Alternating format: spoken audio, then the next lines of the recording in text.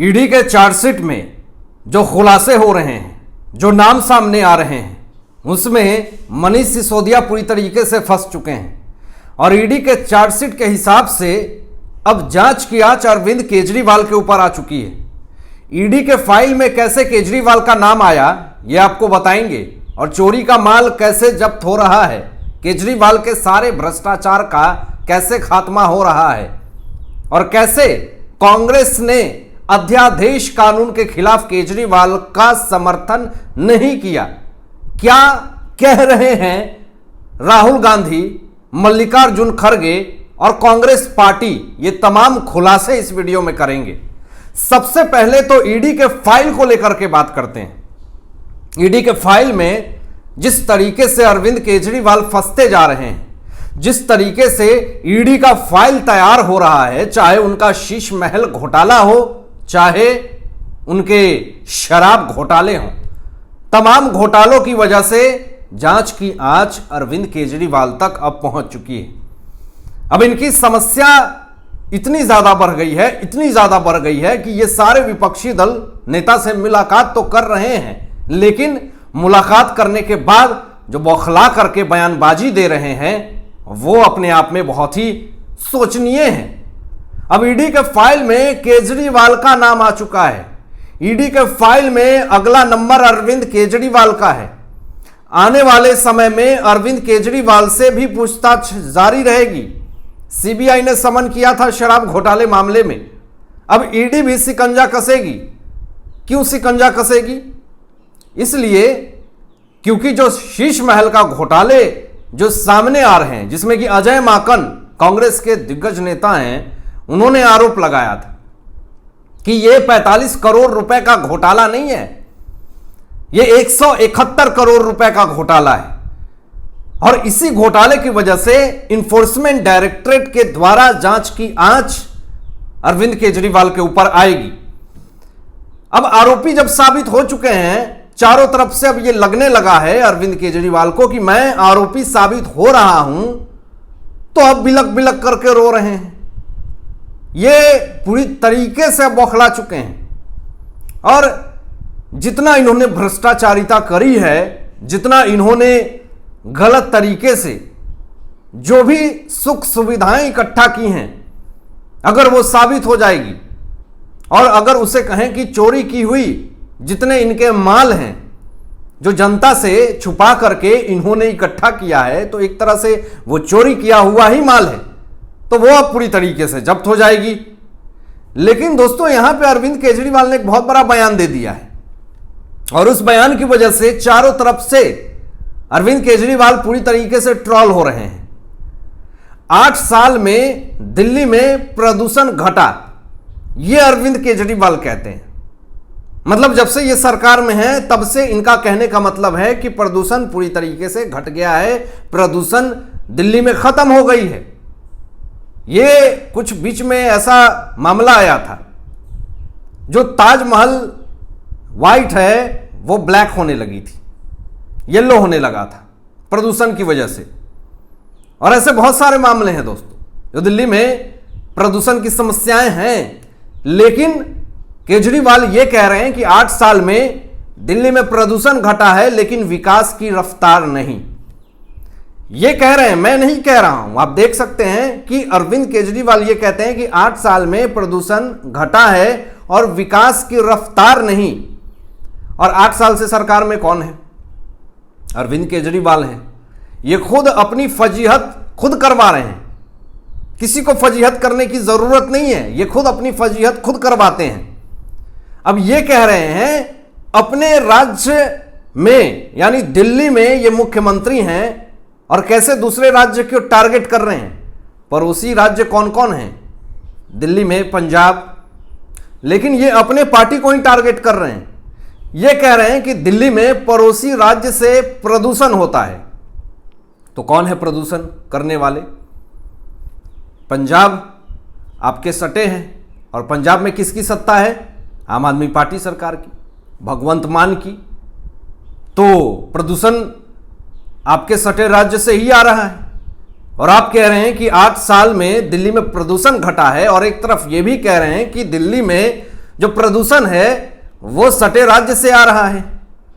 तो क्या आप बयानबाजी देते हैं, इससे तो आपकी बौखलाहट साफ दिख रही है।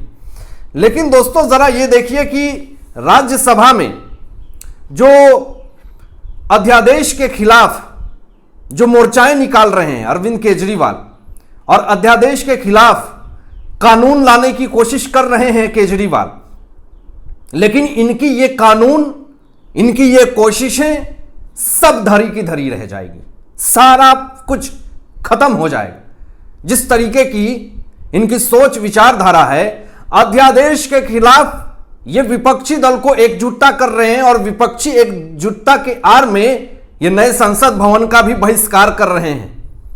ये नरेंद्र मोदी जी के खिलाफ हो गए हैं, ये देश विरोधी हो गए हैं। अध्यादेश के खिलाफ आप हैं, आप ये समझ में आता है, लेकिन इसके चक्कर में आपने नए संसद भवन को क्यों बहिष्कार कर दिया? और चलो आपने बहिष्कार किया, साथ साथ सारे विपक्षी दल को भी भांडाफोड़ कर दिया, आपने सारे विपक्षी दल को भी भड़का दिया। तो ये सवाल आपसे पूछे जाएंगे केजरीवाल जी, आप इस देश में रहते हैं, इस 140 करोड़ लोगों के आपने भावनाओं के साथ खिलवाड़ किया है, उनको आहत पहुंचाया है आपने।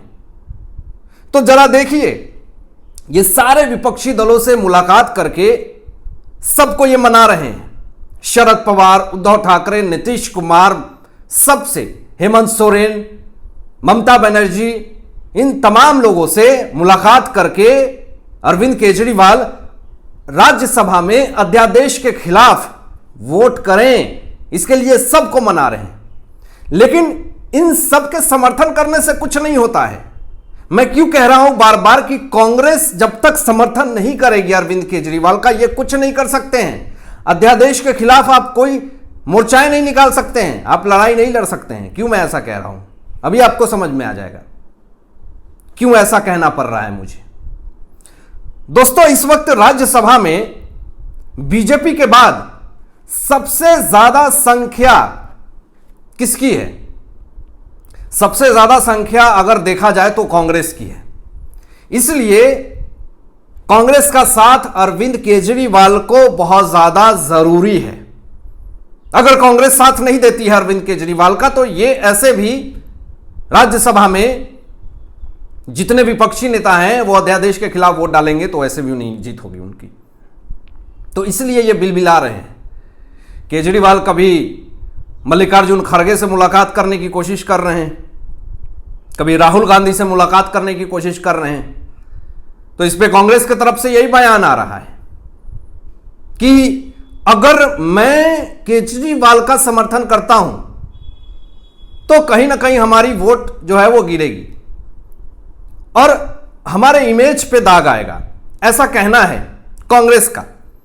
तो यहां पे विपक्षी नेता एक मुलाकात करने जा रहे हैं बिहार में। 12 जून को सारे विपक्षी नेता आएंगे, लेकिन कांग्रेस के पास समय नहीं है। वो ठहरे बिजी व्यक्ति, उन्हें विदेश भी जाना होता है, भारत देश के खिलाफ भी बोलना होता है। तो ये सब देखते हुए 23 जून को शिफ्ट कर दिया गया ये मीटिंग, जो विपक्षी दल की मीटिंग है।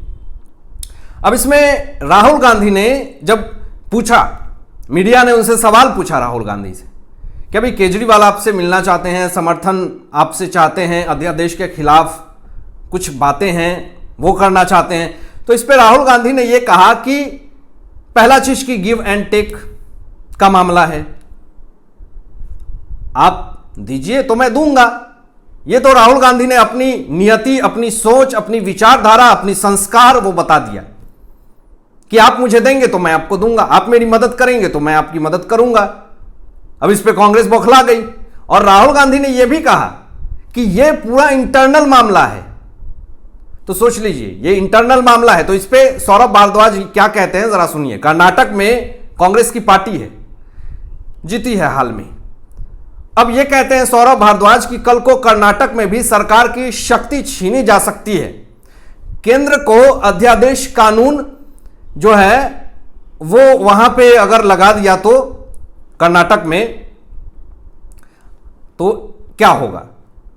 यही है, कर्नाटक की शक्ति छीन जाएगी अगर कर्नाटक में अध्यादेश कानून लाया गया तो। अब सवाल यह है आम आदमी पार्टी सरकार से, जो कर्नाटक में वहां पे क्या ये कर रही है, वहां की सरकार, कांग्रेस की सरकार जो भी है, सिद्धारमैया, डीके शिव कुमार हैं, क्या वो लोग अपने कुकर्म और भ्रष्टाचार को मिटाने के लिए बड़े बड़े अधिकारियों का तबादला कर रहे हैं, उनके ऊपर झूठे आरोप लगा रहे हैं? नहीं ना। तो क्यों केंद्र सरकार अध्यादेश कानून वहां पे लाएगी? आपने 5 दिन से 6 दिन के ही सत्ता में, राज में जो अधिकार आपको मिला ट्रांसफर पोस्टिंग का, आपने उस बीच में पूरी गुंडागर्दी कर दी। आपने ट्रांसफर पोस्टिंग पूरी तरीके से करनी शुरू कर दी। आप राजशेखर जी के ऊपर वसूली का आरोप लगाने लगे। अब तो सौरभ भारद्वाज ये कह रहे हैं कि हम इनके खिलाफ एक्शन लेंगे। तो ये चीजें आप करेंगे तो सिस्टम के खिलाफ आप चल रहे हैं, तो आपके ऊपर तो कार्रवाई होगी। तो ये सब चीजों को देखते हुए आज केजरीवाल पूरी तरीके से बौखलाए हुए हैं। इनको समर्थन मिल नहीं रहा है विपक्ष की तरफ से, तो ये सीना पीट रहे हैं।